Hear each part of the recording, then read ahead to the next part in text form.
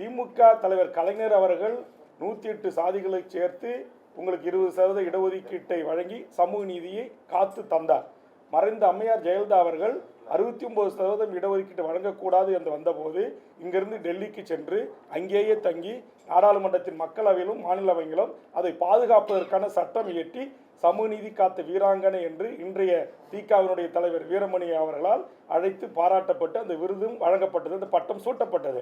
ஆனால் அதே சமூக நீதி வழி வந்த திமுக தலைவர் வந்த பெரியார், அண்ணா, கலைஞர் வழி வந்த திமுகவினுடைய தலைவர் மாண்புமிகு அண்ணன் தளபதி ஸ்டாலின் அவர்கள் ஏன் இந்த சமூக நீதி வழங்குவதில் அவர் சுணக்கம் காட்டுகிறார்? ஏன் அந்த ஆணையத்தை கிடப்பில் போட்டார்? ஏன் இந்த 10.5% வன்னியர்களுக்கு தருவதற்கு முன்வரவில்லை? எடப்பாடி தலைமையிலான ஒரு அவசர கதியில் இயற்றப்பட்ட ஒரு சட்டமாக அது இருக்கிறது. ஆனால் தரவுகள் அடிப்படையில் ஏற்றி கொண்டு வாருங்கள், உச்சநீதிமன்றம் நாங்கள் அதை பரிசீலிக்கிறோம் என்று சொன்னபோது ஏன் அதை செய்ய முன்வரவில்லை? அப்போ ஏன் வரல நான் கேள்வி கேட்ட போது தான் அவர் எழுந்து சொன்னார், நாங்கள் இதை நடைமுறைப்படுத்த பரிசீலிக்கிறோம்னார்.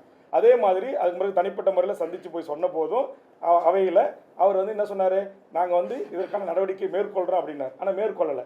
சரி, 10.5% கொடுத்தா அது ஒரு வன்னியிருக்கின்ற ஒரு சாதிக்கு மட்டும் கொடுத்ததால திமுகவுக்கு வாக்கு கிடைக்காது அப்படின்னு கருதினால் நான் சொன்னேன் மாண்புமிகு முதலமைச்சர் அவர்களே, அப்போ நீங்கள் சாதிவாரி கணக்கெடுப்பு நடத்துங்க. சாதிவாரி கணக்கெடுப்பு நடத்தி தமிழ்நாட்டில் இருக்கிற அனைத்து மக்களுக்கும் அவரவர்களின் எண்ணிக்கைக்கு ஏற்றவாறு கல்வி வேலைவாய்ப்பு உரிமையை வழங்குங்கன்னு சொன்னேன். அப்போ அதை வழங்க முன் வராதனுடைய அடிப்படை காரணம் என்ன?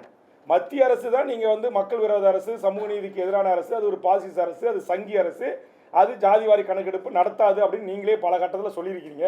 திமுகவுடைய எல்லா தலைவர்களும் அப்படி பேசியிருக்கிறீங்க.